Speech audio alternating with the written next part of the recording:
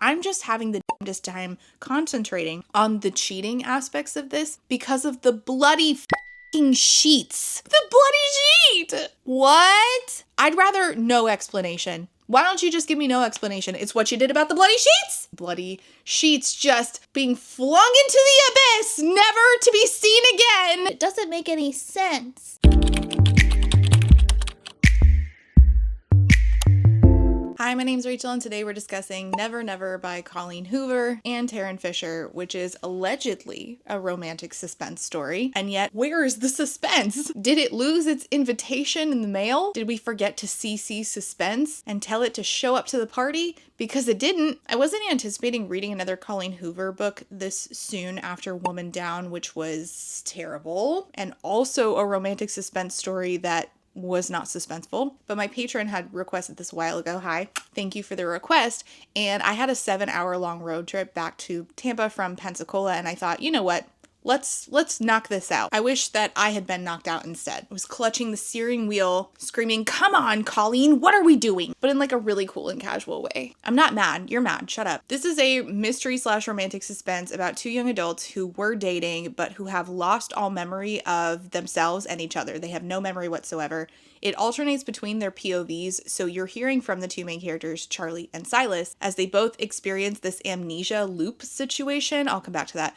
And then it all ends in, listen to me, the most uninspired, ridiculous way that begs you not to look behind the curtain and remember all the plot holes that it stashed backstage, and sacrificing every suspenseful thing that it attempted to set up and instead tries to end itself in a sentimental way. Artemis, you just scared the shit out of me, and I'm trying to do the intro. You are not helpful at all. Do you have anything to say for yourself? Yeah, thought so. If you don't have me at your suspense, you don't deserve me at your sentimentality. How dare you? I need you to do your job. She's no help whatsoever. I think this was released in parts, 3 parts specifically, and that seems to maybe have had an effect on how the story ended, and also how it episodically did not string itself together in a coherent and cohesive way, because the 3 parts are so disjointed that it doesn't make any sense. You are distracting me. Some thought and intentionality should not be too much to ask from a book. I had to bust out my learned skills to break down how all of this went wrong and why this book is not good from a craft standpoint, and I did that with the help of today's sponsor, which is Skillshare. I've talked about how I've used Skillshare writing classes before to help me review books better. I think one of the best classes that I've ever taken on Skillshare is Daniel Jose Older's 4 C's of Storytelling. I use this to break down books. Even though it's not supposed to be a review advice, you can use it that way. This writing advice was so helpful because it helps me to understand what the 4 pillars of a good story are, so that I can break down where books work and don't work using those 4 pillars. And those 4 C's, the 4 pillars, are characters, conflict, context, and craft. But they don't just work in isolation. All of them have to work together to create a good and well-crafted story that resonates with readers and makes an impact. If you don't know, Skillshare is the largest online learning community for creatives, with a wide variety of topics for you to be able to learn about and take your hobby or your side hustle to the next level. They have cooking, illustration, writing, productivity. You can take their writing advice and use it as a template to see if the books that you're reading did what they set out to do and did it well. I highly recommend this if you are learning how to do in-depth reviews. But again, it's not just writing or reviewing in my case. You can find classes to teach you to master whatever craft you're trying to work at. Easter's coming up. If you're going to try a new recipe for your family, maybe Skillshare can teach you how to elevate your cooking skills. Whatever you're trying to work at, get better at, be it a hobby or your side hustle or whatever artistic endeavor you're into, Skillshare has the classes to help you go from beginner to pro. And the first 500 people to click that link in my description or scan the QR code will receive a 1-month free trial of Skillshare. Plus, you can gift Skillshare memberships to your friends and family. You can get started today creating your next video essay, or reviewing better, or cooking better, or writing better, or doing watercolor painting, or learning how to make sourdough bread. You can learn all of that and more with Skillshare. Just click that link below to get started today, and thank you so much to Skillshare for sponsoring today's video. I did the right thing going into this blind, but I still never,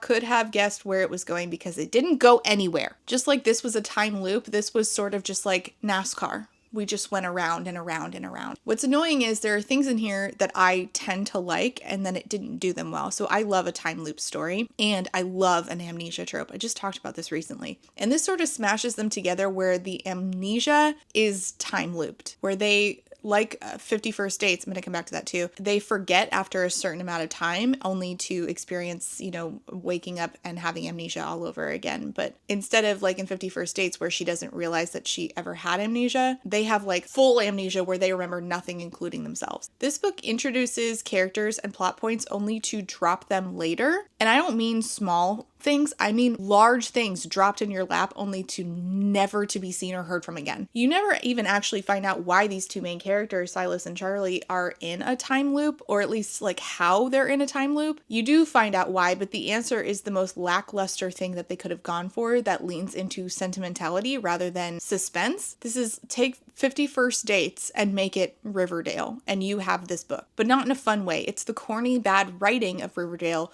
with the repeat amnesia of 51st Dates. That's it. So again, this is separated into 3 parts. In part 1, we start in Charlie's POV. She wakes up in what feels like a bad dream, except instead of a nightmare where you're at school in your underwear, she's at school in a body that she doesn't recognize as her own. I'm old! I beg your pardon? Oh, I'm like the Crypt Keeper! I don't recognize the black sandals or the red toenails, but they move when I tell them to, so they must be mine, right? Somebody calls her Charlie. She's like, who's Charlie? Somebody says, where are you going, Miss Winwood? She's like, who the fuck is Miss Winwood? Miss Winwood. All right, mommy made me mash my M&Ms. She's supposed to take a test. Obviously, how do you take a test when you don't know anything? She then gets corralled by what seem to be her friends to the cafeteria where they get salad and Diet Cokes. Is butter a carb? Yes. And her friends seem kind of shitty, but there's a guy there who they're acting as if that is her boyfriend. They call him Silas. They call me Charlie. She walks next to Silas and she's like, hey, I'm going to walk to my next class on my own. So she goes to the class and then later he shows up. I'm going to come back to that.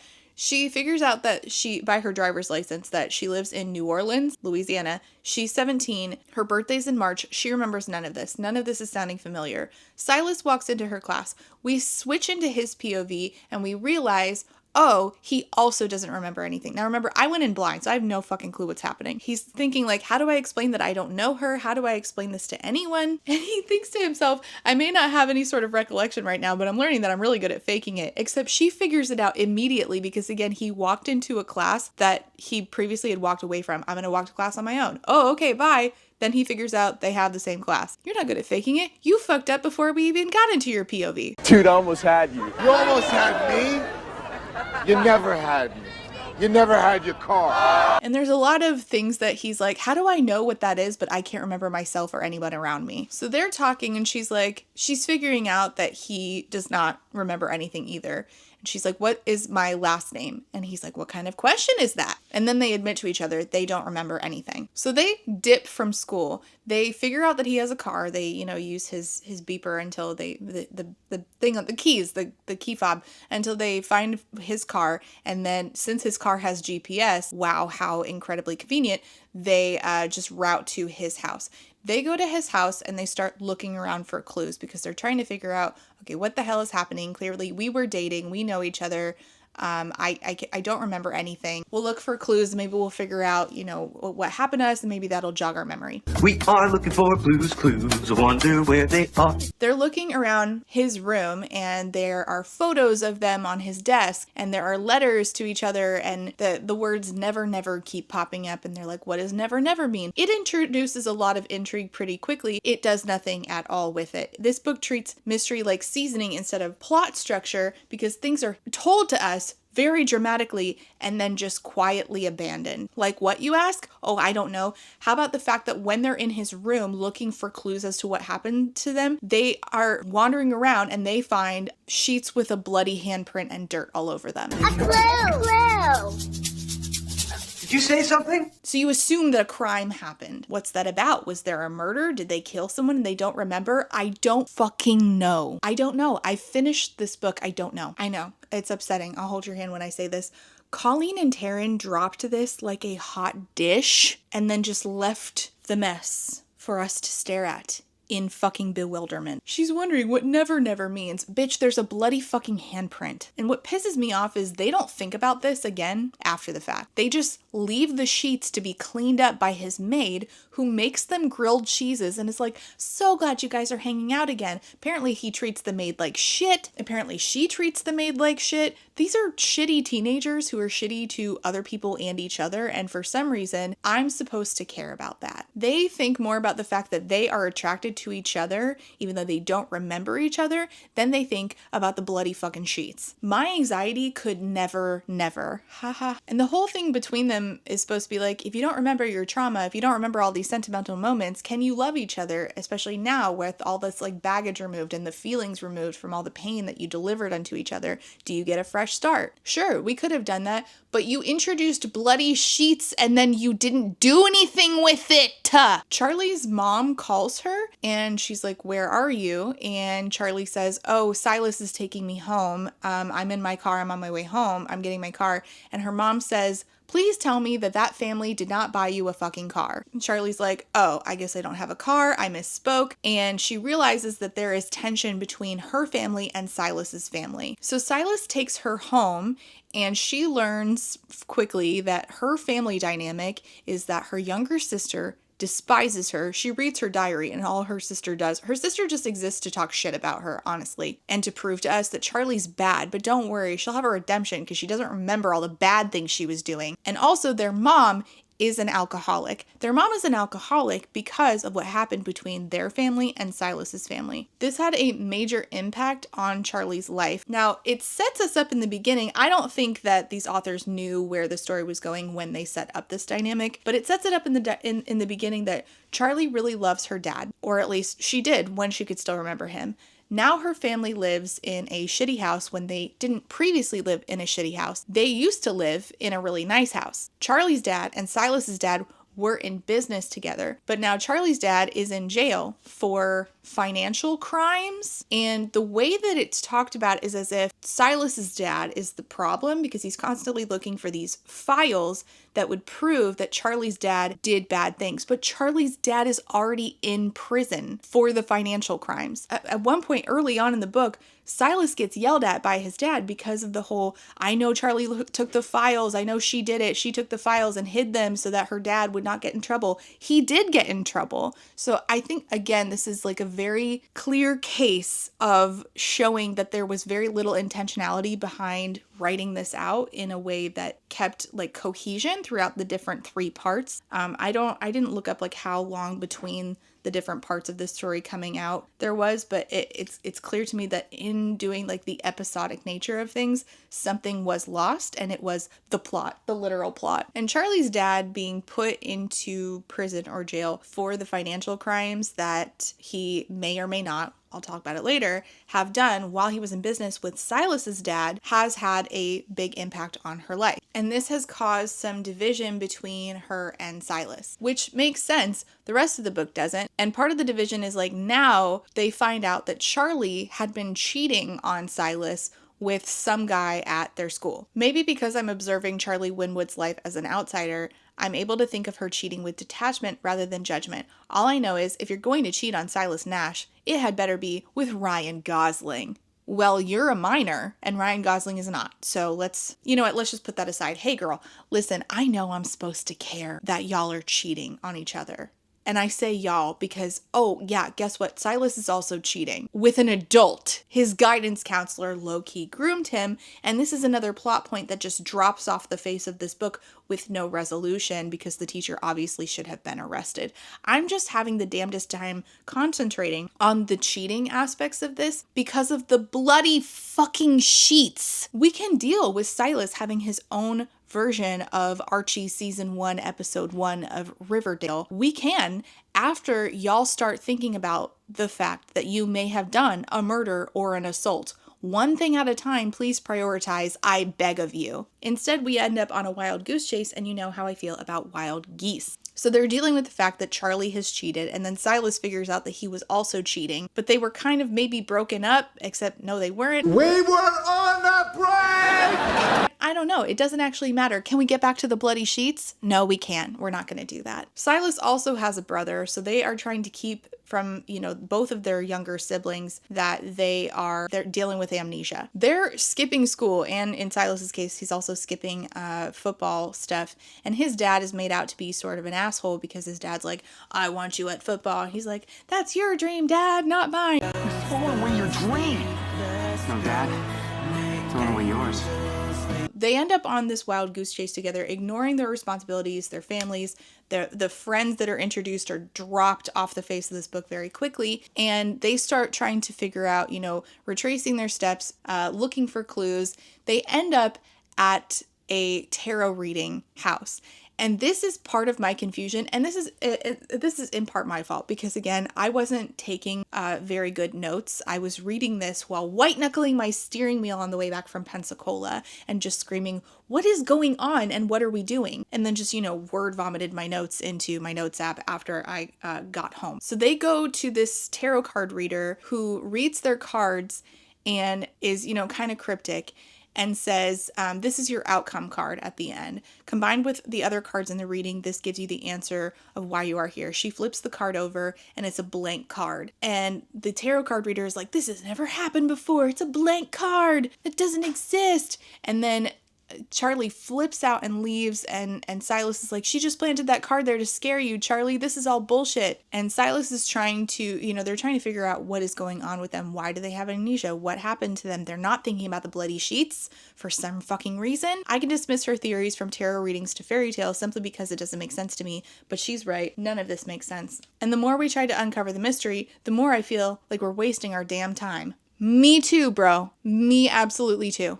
I absolutely feel like you are wasting my time, and yours, but mostly mine. So Charlie just leaves, and Silas is on his own trying to figure out, trying to look for clues, and he ends up looking in the glove box of his car and finding letters. We just got a letter. We just got a letter. So he's looking for Charlie, and he goes to her house, and he finds a letter to Charlie. He steals it, even though he's not supposed to be there because their families hate each other, and his mom is like, I'm going to call the cops on you, or her mom is threatening to call the cops. He steals a letter from Charlie's house that is to Charlie, and it's actually from him and Charlie. He figures out that this has happened to them multiple times over the course of a week.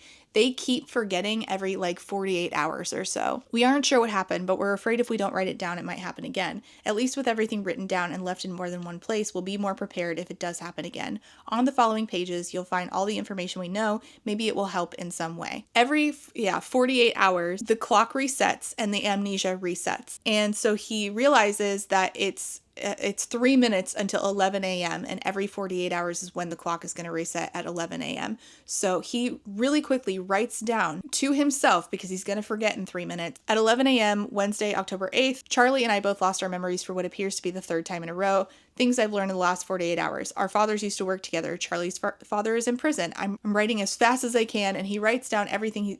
We have siblings. We were dating. We were cheating. Blah, blah, blah. So the clock resets, and he wakes up, and he has the information, and then he goes and looks for Charlie, and he cannot find her. And the thing about it is that there was a girl that the high school calls the Shrimp. She's kind of a bullied girl, and she, one of the first things that Charlie remembers at the beginning of the book in part 1, the first thing she remembers is books falling, and the shrimp is there, and she, her books fell, and she gets made fun of, I think. Well, Charlie wakes up and she is in a mental hospital in part 2. Silas has no idea where Charlie is. So that part 2 is Silas having the cops breathing down his neck, wondering what the hell happened to Charlie, because Charlie's gone missing. Everybody's looking for Charlie. Silas is out looking for Charlie. Charlie doesn't remember that her name is Charlie. So a woman comes in and she's like, how are you feeling today? She's like, oh, this is a nurse. I'm in a mental hospital. And over the course of, the next 48 hours, Charlie realizes that this nurse can't be a nurse. She has to see a doctor. She's not allowed to see a doctor. She keeps getting drugged repeatedly by this woman, needle in the neck, pills over and over. What the point of this was, I can't possibly tell you. And so Charlie teams up with his own brother to try to find her, and they realize that Charlie might be at her old house, which was bought by somebody after they were evicted after her dad went to prison. He heads there. She has already escaped. She attacked a shrimp-y looking girl who was, her new nurse for the day. This is a load of barnacles. This is where this started. I think, again, like the episodic nature of this is where it really, really started to unravel. So Charlie escapes from the mental institution, which is really just her old big ass house. And Silas is already there. He figures out where she is. He goes looking for her. And then they just basically run into each other. And this whole episode has been, people have been looking for Silas. They think he did something to Charlie. And you think that the bloodied handprint sheet is going to come up. And it doesn't. It just doesn't. A clue! Oh! You see a clue? And so they realize that the person who kidnapped her was the shrimpy girl and also the lady from the tarot card house. Like, that's her daughter. And what do they do about this in part 3? Absolutely fucking nothing. Like, the police don't even say, hey, Charlie, where were you? There was like a manhunt for you. There was like a missing persons hunt for you. And they don't even do anything about it. And instead they go to a hotel room to ride out the fact that they're about to have their memories reset. Meanwhile, Silas has found those missing files that his dad was looking for that would prove that her dad is like extra guilty in his own bedroom. So he's like, oh, I must have stolen the files. I wonder why. And now they're about to reset for what feels like, to us the second time, but they've been going over and over this for, a week now. And so they're in a hotel room and they read the letters to themselves. They're like, okay, we're gonna sit here, and when we wake up, we will have all the information that we need in order to like quickly start trying to figure out this mystery, right? Still no word on the bloody sheets, and there won't be. They also don't seem to tell themselves, hey, you need to report the fact that Charlie was literally fucking kidnapped and drugged by an adult and a high schooler that she goes to school with. Okay, I guess. But before the 11 o'clock marker strikes and they lose their memory, they decide to kiss while the time is going to loop back around. And then when they're done, she wakes up and she's like, oh my gosh, what's happening to me? The amnesia has looped for her. It doesn't loop for him. And he doesn't tell her this. He keeps this from her only for it to cause a fight later that he kept it from her, which is the most contrived argument. I can't even fucking deal with it. So they're like, okay, the files were in his bedroom, and they get his brother and her sister to go on a road trip to go talk to her dad. And again, up to this point, we've been fed very little information, but the information we have been given makes it sound like Charlie and her dad were very close. And it sounds like Silas's dad is an asshole and Charlie's dad might be innocent. We go to the prison and Charlie alone speaks to her dad. She realizes, oh, he's evil. This comes out of fucking nowhere. This comes out of absolutely fucking nowhere. That suddenly it's like, oh, twist, her dad was actually evil the whole time. And she realizes, looking at him, that he's the father of the shrimp from her high school who was part of kidnapping her. And he's like, well, Charlie, I don't know. She wasn't doing what she was supposed to be doing. And his half daughter and his lover, former lover, kidnapped her, took her to the old house, which by the way, the lover and the half daughter, the half sister, the shrimp, live in, which I don't know how nobody knows that they live in this house that Charlie used to live in, but okay. He bought it for them. Or she bought it because he gave her a bunch of money. And so Charlie's dad is evil. And you know this by like the look in his eye, which is one of the laziest fucking ideas to write. Well, I don't know how to make him sound evil, so we'll just change the music when he comes on screen so that you know that this is the bad guy. Lazy. He's already in prison. He already got in trouble for the thing. Like, the files don't actually matter. I'm already there. So that's it. She got kidnapped because her dad's former lover and her half-sister don't like her. Nothing comes of this. We never find out about the bloody sheet. And then her dad's just there to rot in prison for crimes that he did commit and got convicted for and doesn't need additional evidence against him because he's already serving time. I guess Silas's dad just thought he needed to serve more time and Silas felt bad, so he did not give the files to the police that he stole from his dad, so that Charlie's dad wouldn't serve more time. He was already serving time. Already there. It doesn't matter. So now we still have a chunk left in this book. And I'm like, okay, I guess we did some sort of villain thing. We don't report to the police that Charlie was literally fucking kidnapped and drugged by her own half-sister. We don't tell anybody that that's her half-sister. We don't do anything about the bloody sheet. So now what? They have to figure out, hey, why are we losing our memories? What is the point of this? And then they have this sentimental conversation where they're like, I think it's because we were trying to break up and fate won't allow that. And then they decide to be together. And then the time doesn't loop anymore. Wow. You guys decided to stop cheating on each other and being mad about her dad being in prison for crimes he did commit, except you didn't know that until the end when you pulled out the rug from under us, except in the most anticlimactic way possible. Bitch, you better be joking. Great. Thank you for that. So the conclusion was like a sort of supernatural unexplained twist, which I can let go. I just can't let go that it was so like cheap. It was like, let's pivot to emotions. You guys are fated to be together. A deep breath for me, Ben. Okay, let it go. Just let it go. Yeah. I feel better. Okay. Come here. I've seen this before. I've seen it many times. Yeah. What? I'd rather no explanation. Why don't you just give me no explanation? It's what you did about the bloody sheets. Whoa, what? I mean, this is what she does. Stop that. You know, I'm hearing a lot of latent anger here, Benjamin.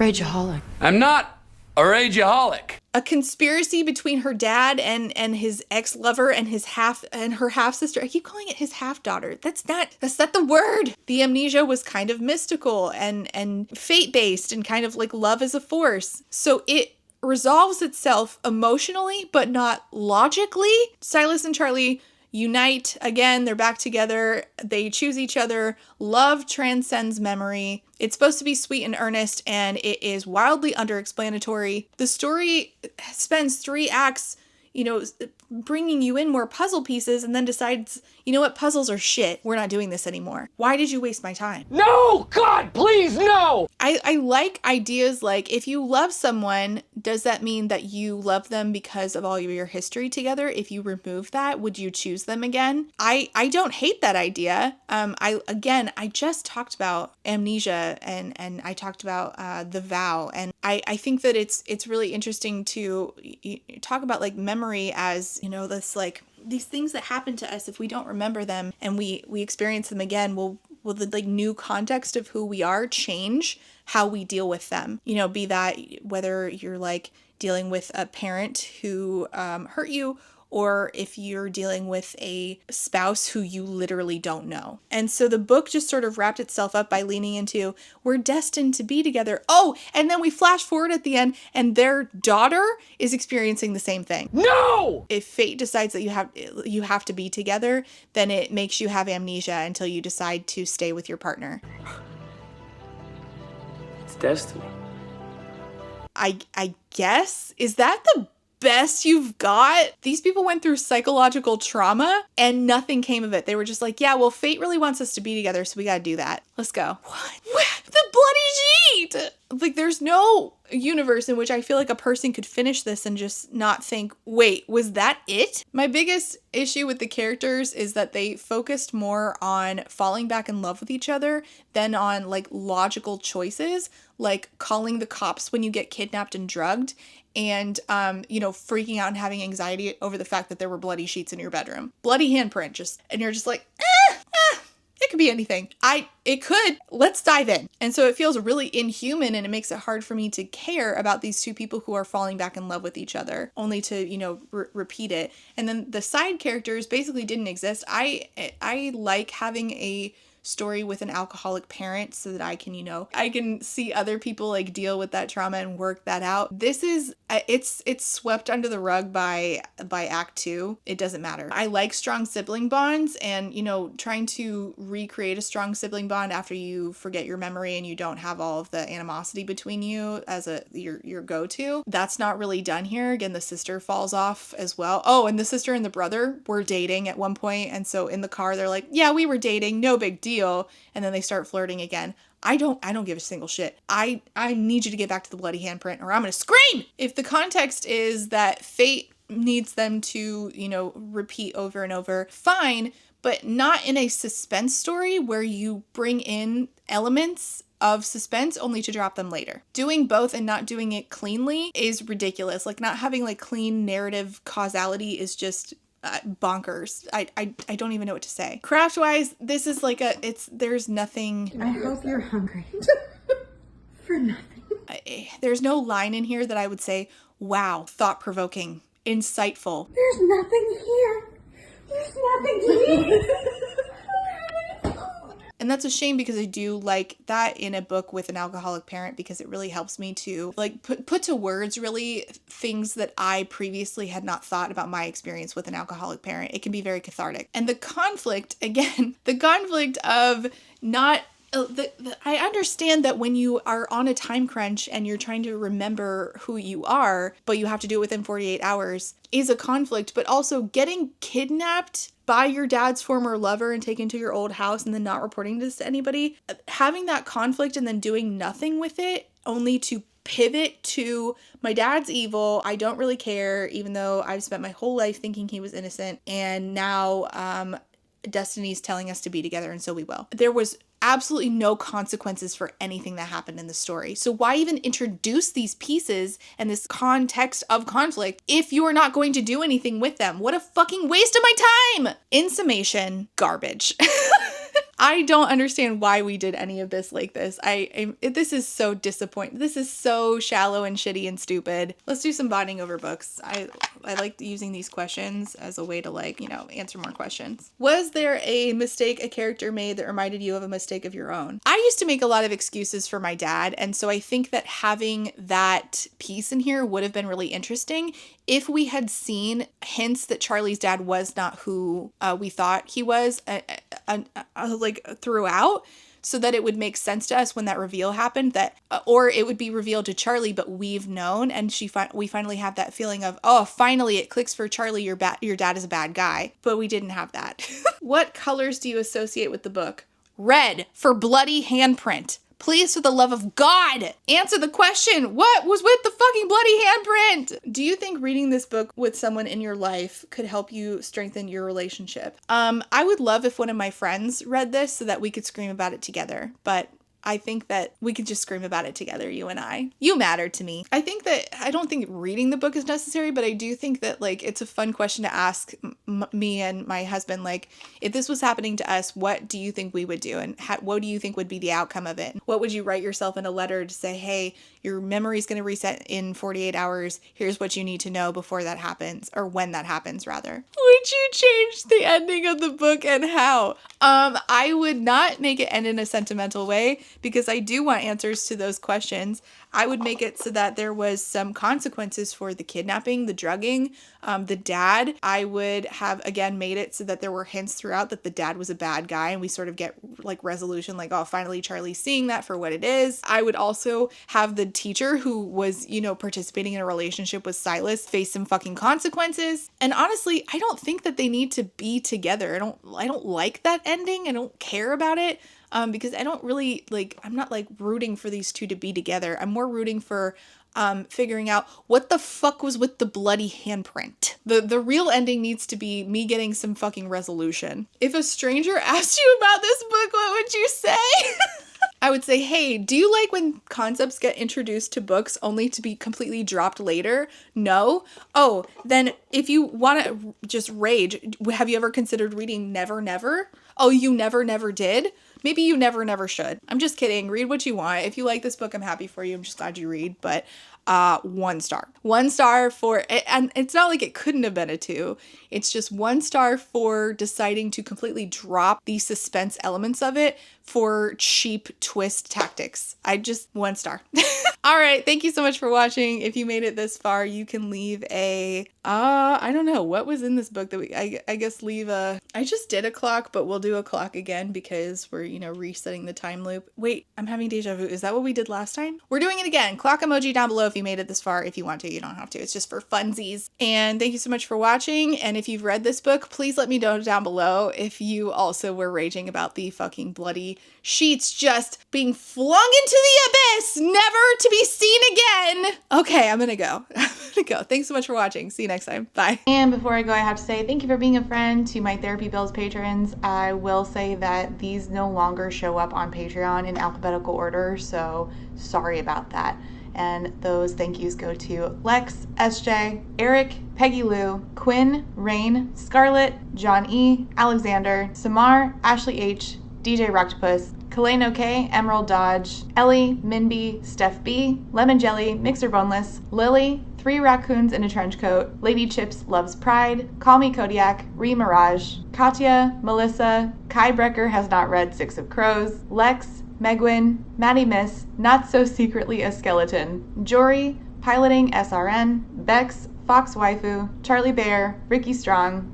Thank you all so much for being here and for being a friend. And a quick thank you to my Potato Starch Marxists, Evie, Carlin, Paige P, Sean, Sarah the Bear, Jill, Talia, Corwin, Andy Mations, Darren, Tito Phoenix, Might Be a Magpie, Martin, Artie the Ninth, Hannah C, Shamed, Ava, Malara, Rachel B, Rebecca, Baywing, Amanda, Lustful Octopus, Lady Kittybug, Angelica, Jenny G, JM Tennant, Jay is on Olympus, Laughing Cat Dog, Dorothea supports public education, Nicole G, Colleen, Sarah H, Sheen Onion, Fox Club, Danielle M, Kendra, Sakoria, Kayala, Sadie Selby, Bookish Rabbit, Caitlin M, Rosie Thorns, Penny Chilling, Katie L, Lou Siri, Aaron with 2 E's, Jen Michelle, LP, Jojo Bookish, Jessa Sue, Lazarus Ray, Casper, Genderqueer, Jelly V, Lauren G, Man-Eating Plant, Kate W, Saki Alume, Lindsay M, Gadarn, Dilf Enthusiast, KMTV, Kaylee Carpenter, Alejandra, Desiree Michelle, Darius, Triple M, Saintbringer, Bookish B, Bookish by Jenna, Althea, Megan, Francis, Kate B, Plague Carrier, Jackalope Max, Queen Cereal, Pandemonium, Mataraptor, Rosemary K, Drive By Thinker, Juicy Wizard, Sophie L, Barry B, I Like My Women Like I Like My Books Thick, Mima Who, Katrina, Unicorn Jenny, That One Cute Chick, Harassing, Myth Lesbian, This Is Not a Trap, Laura is Angry, Rhea Slagle, Morgan, Celeste, Macy Jane, Aaron S, Danita M, Cosmic Frog, Jesse, Rach, Kayla Alexander Kenny, Ren, Natural Blues, NM Rap, Che, Jing, Katuari, Taz, Miss Fox and Arda, Mac, Junie for Now, Gabby Z, T Foxbones, Pi, Adian, Mia, Fishy Fish, Chloe M, Luke has sleep token brain rot, hell yeah. Kath, Kellen R, Blubbles the Fish, Cass Plays, Jesse M. Thank you all so much for being here and for being a friend.